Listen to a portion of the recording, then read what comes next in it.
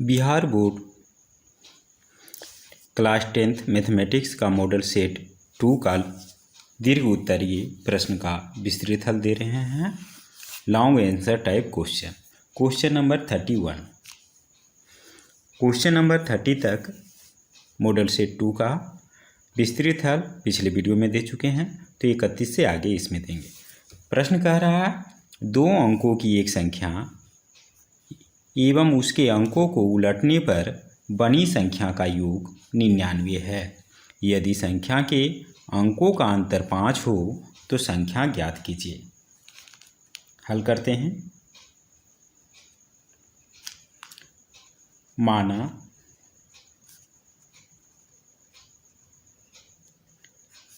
संख्या xy है,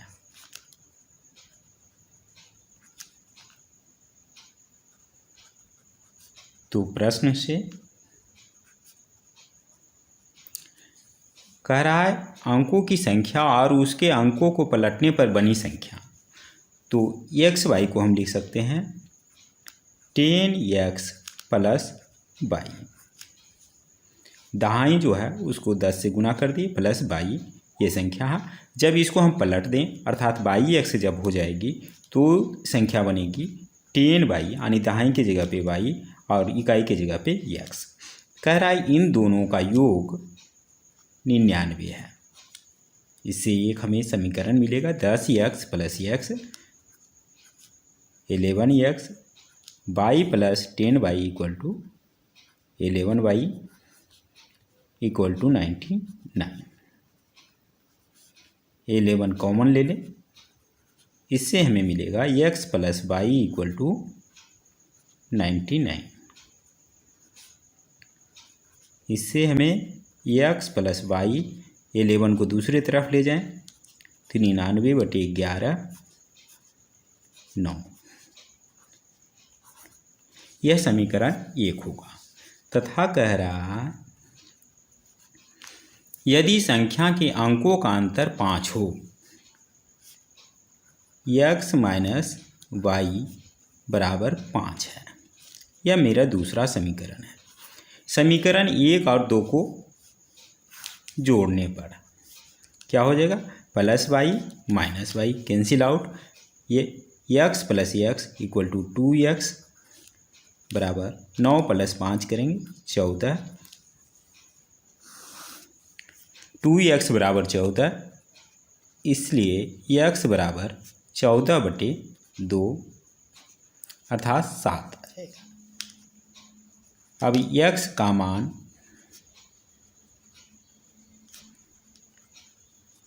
समीकरण 1 या 2 किसी में भी रख दें। 1 में रखने पर समीकरण 1 क्या कहता है, x प्लस y, x के जगह पे 7 प्लस y इक्वल टू 9, जिससे हमें y इक्वल टू 9 माइनस 7 बराबर 2 आएगा। इसलिए अभीष्ट संख्या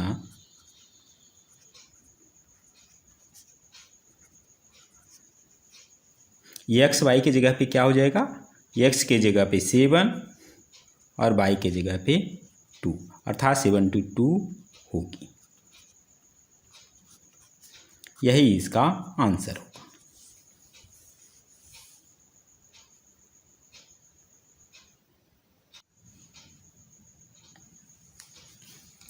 क्वेश्चन नंबर 32। सिद्ध कीजिए कि 2 समरूप त्रिभुजों के क्षेत्रफलों का अनुपात उसके संगत भुजाओं के वर्गों के अनुपात के बराबर होता है। इसे सिद्ध करने के लिए देखते हैं क्या करना। सबसे पहले हमें विशेष प्रतिज्ञा करना है।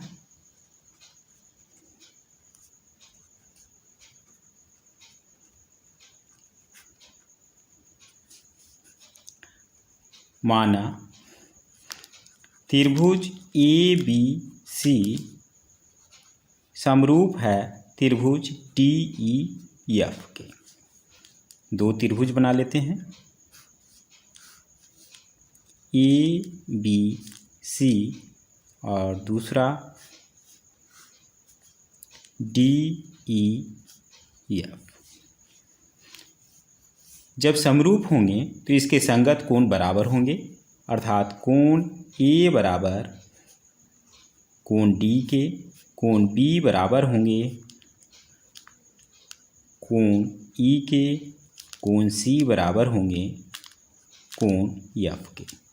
साथ ही साथ भुजाओं का अनुपात अर्थात ए बी बटे डी ई बराबर होंगे बी सी बटे ई एफ बराबर सी ए बटे एफ डी। इसे समीकरण 1 रख लेते हैं। अब इसमें हमें सिद्ध करना है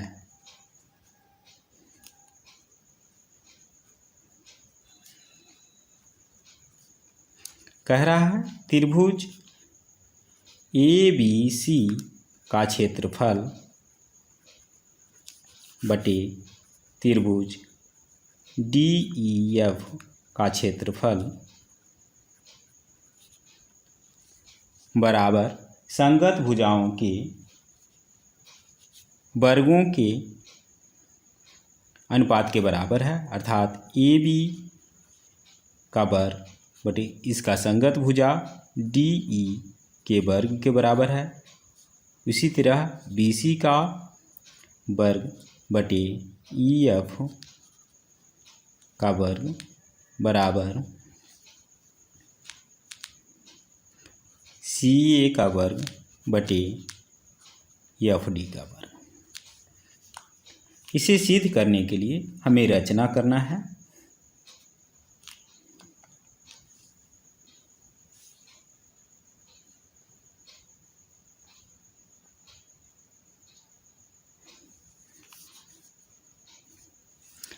ए से बी सी पर ए डी लंब डाला और डी तो इसमें पहले से ही था तो कुछ और डाल लेते हैं एम, और डी से यहाँ पर ई एफ पर एन। तो रचना में हम किए ए एम लंब डाला बी सी पर तथा डी एन लंब डाला ई एफ।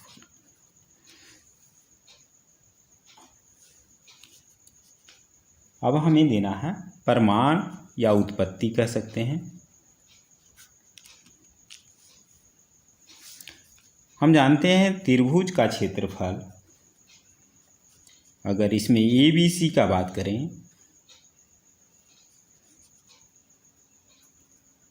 तो हम लिख सकते हैं 1/2 गुने आधार बी सी गुने ऊंचाई ए एम। और अगर अनुपात दूसरा की बात करें त्रिभुज डी ई एफ का क्षेत्रफल तो यह हो जाएगा 1/2 गुने आधार ई एफ गुने ऊंचाई डी एन के। 1/2 1/2 तो कैंसिल आउट, अर्थात इसे हम लिख सकते हैं बी सी गुने ए एम बटे ई एफ गुने डी एन। इसे हम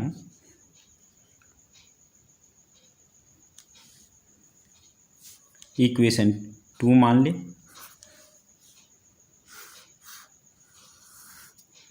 अब आगे इधर हम देखते हैं। अब त्रिभुज ए बी एम तथा त्रिभुज डी ई एन के, ये त्रिभुज और डी ई एन, ये दोनों त्रिभुज में देखें हमें दिया हुआ है कोण बी कोण ई के बराबर है।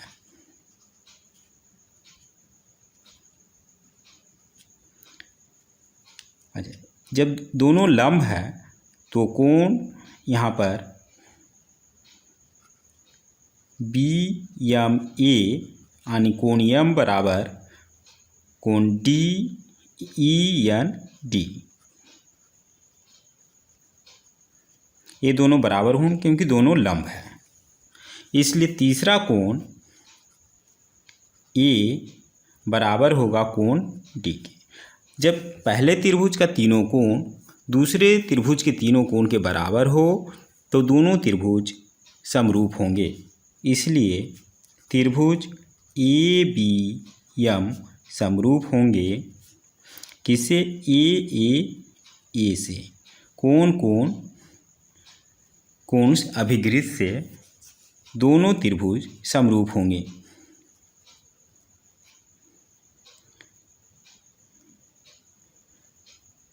DEN के। तो जब ऐसा है तो इसका संगत भुजाओं का अनुपात भी बराबर होगा, अर्थात AB बटे DE बराबर होगा BM बटे EN बराबर होगा AM बटे DN के। अब इसमें देखिए समीकरण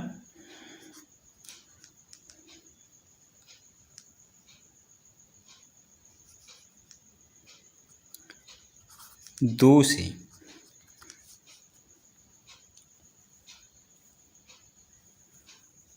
यहाँ पर देख रहे हैं AM बटे DN, इसे हम लिख सकते हैं AB बटे DE। तो इन दोनों से हम लिख सकते हैं त्रिभुज ABC का क्षेत्रफल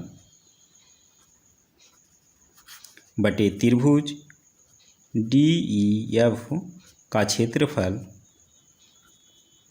की जगह पे BC बटे EF इसको ज्यों रहने दें और AM बटे DN के जगह पे संगत भुजा लिख दें AB बटे DE, AB बटे DE। अब देखें BC बटे EF बराबर है AB बटे DE के, तो इसके जगह पे भी हम लिख सकते हैं AB बटे DE गुने AB बटे DE के। इसे हम लिख सकते हैं AB स्क्वायर बटे DE स्क्वायर। अब AB स्क्वायर बटे DE स्क्वायर की जगह पे हम लिख सकते हैं BC, क्योंकि AB BC बटे EF के बराबर है, तो इतना का भी वर्ग लिख सकते हैं और इसे CA का वर्ग बटे FD का वर्ग भी लिख सकते हैं समीकरण 1 की सहायता से। तो यही हमें सिद्ध करना था, यही सिद्ध हुआ। देखते हैं अगला प्रश्न।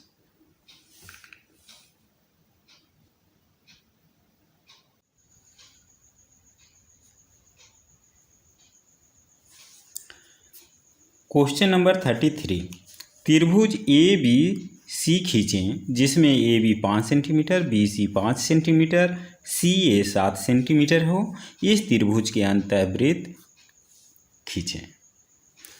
क्या कह रहा है? एक त्रिभुज बनाना, ABC तीनों भुजा दिया हुआ है। तो सबसे पहले रफ वर्क में आपको बता रहा हूँ कि कैसे करना पड़ेगा। तीनों भुजा की लंबाई दिया हुआ है, तो किसी एक भुजा को आप पहले खींच लीजिए। मान लिया कि मैंने AB भुजा खींच लिया, ये 5 सेंटीमीटर स्केल की मदद से। अब कह रहा है BC 5 सेंटीमीटर, तो B से हमें 5 सेंटीमीटर का चाप लेकर के लीजिए। उसी तरह CA 7 सेंटीमीटर चाप A से लीजिए, जिस बिंदु पे कटे उसे हम मिला देंगे। यह बिंदु मेरा ये कहलाएगा। तो इस तरीक़ा से ABC का निर्माण हो गया। अब इस त्रिभुज के अंतःवृत्त खींचना है, तो त्रिभुज के किन्हीं दो कोनों को हमें समद्विभाग करना है। एक चाप लेना है और इस चाप को बराबर काट दीजिए, आगे बढ़ाइए। इसको कोण को समद्विभाग कर दीजिए। जिस बिंदु पे मिलेगा उस बिंदु को हम केंद्र मानेंगे और त्रिज्या के लिए इस बिंदु से हम किसी भुजा पे हम लंब डालेंगे और इस लंब को त्रिज्या मान करके जो हम सर्किल खींचेंगे वो इस त्रिभुज का अंतःवृत्त होगा। तो इसे हम करके दिखाते हैं।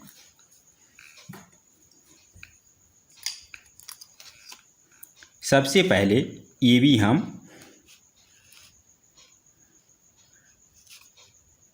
पाँच सेंटीमीटर ले लिए।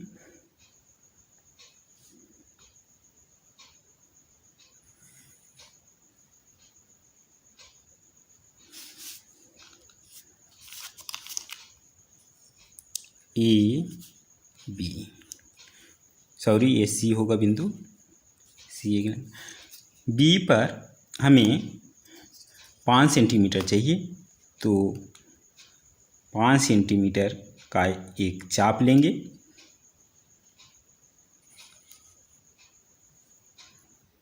फिर अब हमें चाहिए 7 सेंटीमीटर।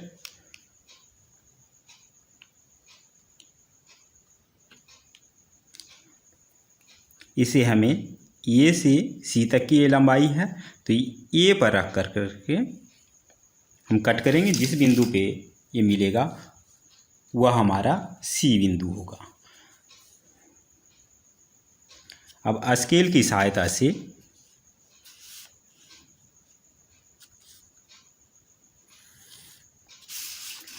मिला देंगे।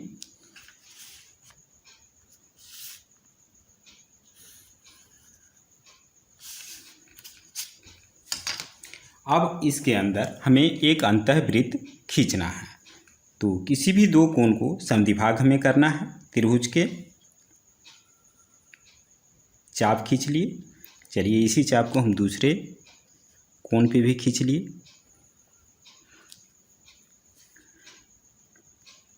थोड़ा सा इसे बढ़ा दें ताकि इसे कटने में आसानी हो।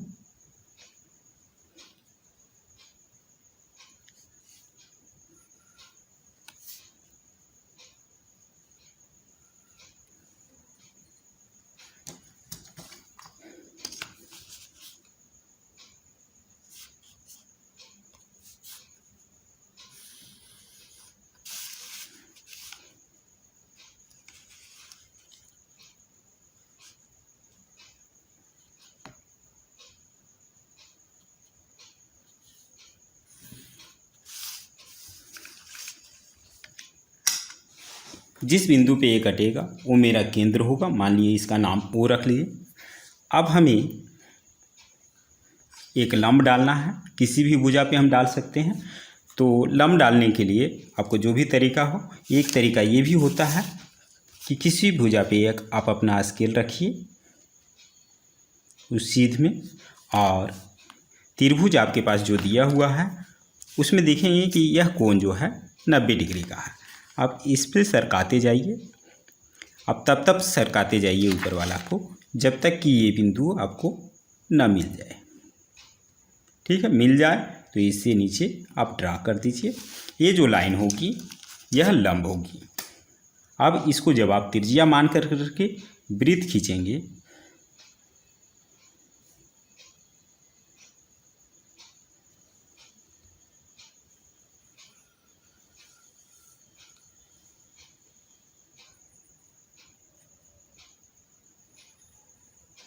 तो इसका अंतःवृत्त होगा। तो इस तरीक़ा से प्रश्न के हिसाब से मेरा त्रिभुज बन गया। त्रिभुज के अंदर में अंतःवृत्त बन गया।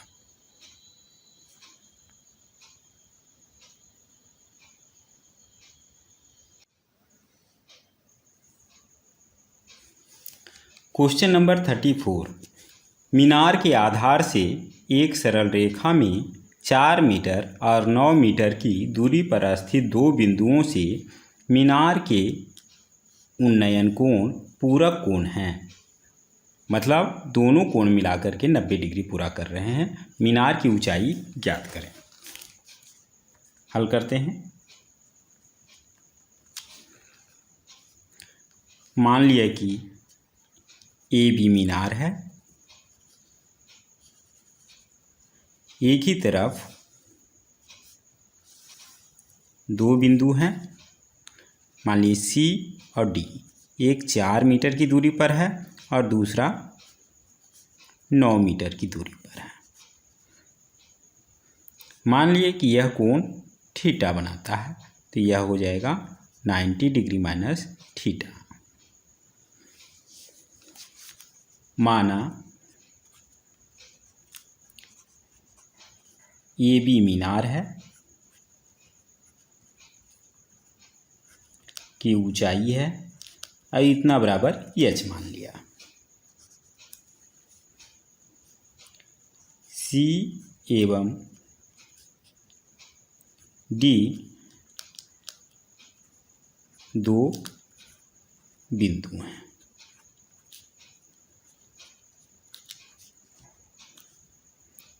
अब समकोण त्रिभुज ए बी डी से, बड़े समकोण त्रिभुज से अगर हम tan थीटा की बात करें तो यह हो जाएगा ए बी अनुलंब बटे आधार, आधार की जगह पे बी डी tan थीटा बराबर ए बी की जगह पे एच और बी डी की जगह पे 9 मीटर। यह मेरा इक्वेशन 1 है। अब दूसरे समकोण त्रिभुज ए बी सी से tan 90 डिग्री माइनस थीटा बराबर क्या हो जाएगा, लंब बटे आधार इसमें भी, तो लंब ए बी आधार यहाँ पर B C. tan 90 degree minus theta बराबर हम जानते हैं ये होता है कॉट थीटा बराबर ए बी की जगह पे एच और बी सी की जगह पे 4 मीटर। अब इधर लिखते हैं समीकरण 1 गुने समीकरण 2 से tan थीटा इंटू दूसरे का कॉट थीटा बराबर हो जाएगा एच बटे 9 मीटर इंटू एच बटे 4 metre. tan theta into cot theta बराबर हम जानते हैं 1 होता है, बराबर एच स्क्वायर नीचे आ जाएगा 36 वर्ग मीटर, जिससे हमें आ जाएगा एच स्क्वायर बराबर 36 वर्ग मीटर, जिसे हम लिख सकते हैं, जिससे मिल जाएगा एच बराबर 36 का वर्गमूल इतना मीटर अर्थात 6 मीटर। यही मीनार की ऊंचाई होगी, यही इसका आंसर होगा। मीनार की ऊंचाई बराबर 6 मीटर।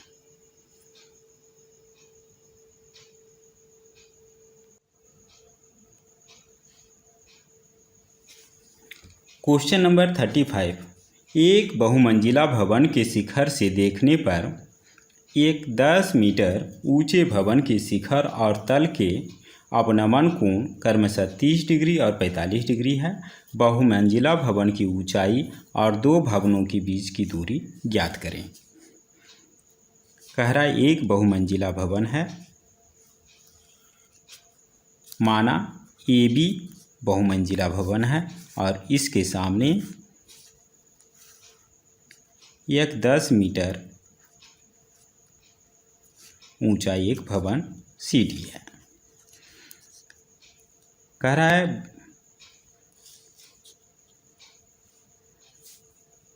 बहुमंजिला भवन के शिखर से 10 मीटर ऊंचे भवन के शिखर को देखने पर जो अवनमन कोण बनता है वह 30 डिग्री बनता है और इसके पाद का अवनमन कोण 45 डिग्री बनता है। तो कह रहा है बहुमंजिला भवन की ऊंचाई क्या होगी और इनके बीच की दूरी क्या होगी। तो इसको सबसे पहले लिख लेते हैं। माना ए बी बहुमंजिला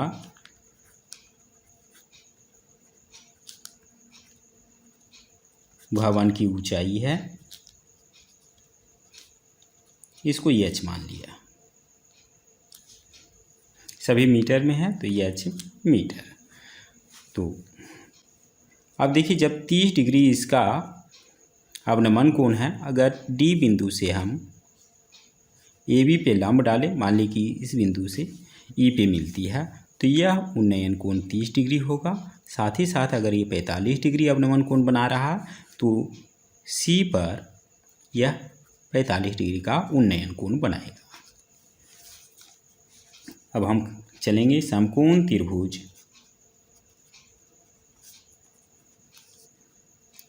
ए बी सी से।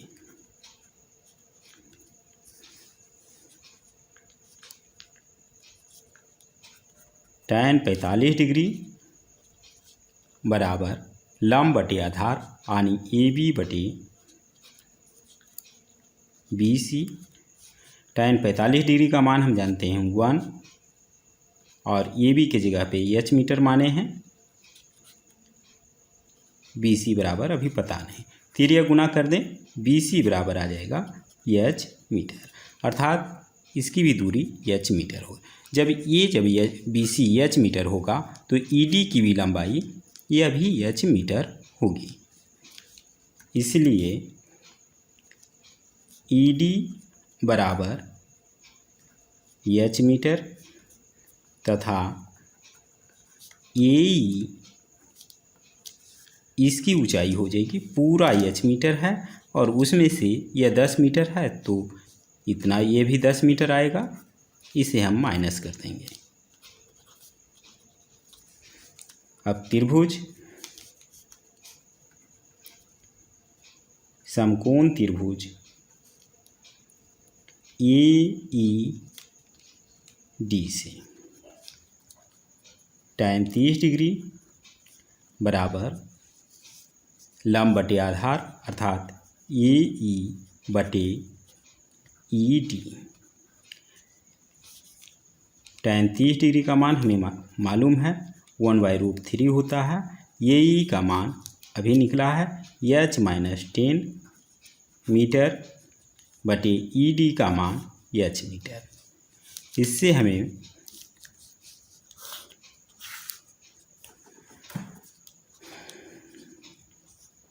मिल जाएगा, तिर्य गुना कर देते हैं,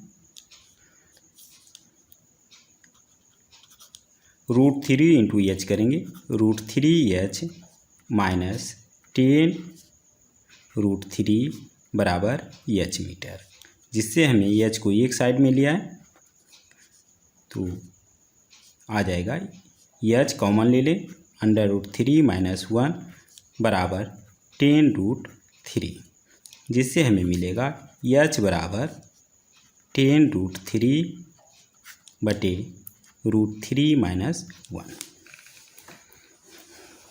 इतना मीटर ये भवन की ऊंचाई होगी। BC की भी दूरी अर्थात दो भवनों के बीच की भी दूरी यही होगा, तो इतना भी आंसर आप लिख सकते हैं या इसे और बदल सकते हैं। कैसे? एच बराबर देखिए 10√3, अगर ऊपर भी √3 प्लस 1 से मल्टीप्लाई कर दें, नीचे भी कर दें, तो नीचे वाला आ जाएगा ए स्क्वायर माइनस बी स्क्वायर के रूप में, अर्थात √3 का वर्ग करेंगे 3 माइनस 1, 3 का में से 1 माइनस करेंगे 2 के बराबर होगा, 2 को ऊपर से काटते 5, जिसे हम लिख सकते हैं 5√3 इंटू √3 प्लस 1 मीटर।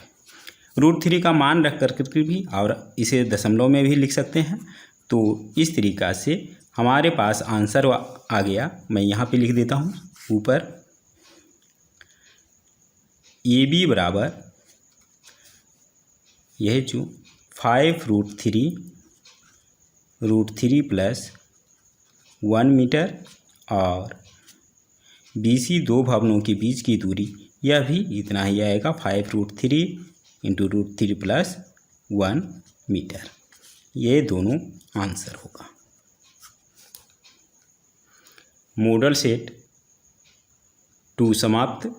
जल्द ही अगले वीडियो में मॉडल सेट 3 के साथ मिलेंगे। तब तक के लिए धन्यवाद।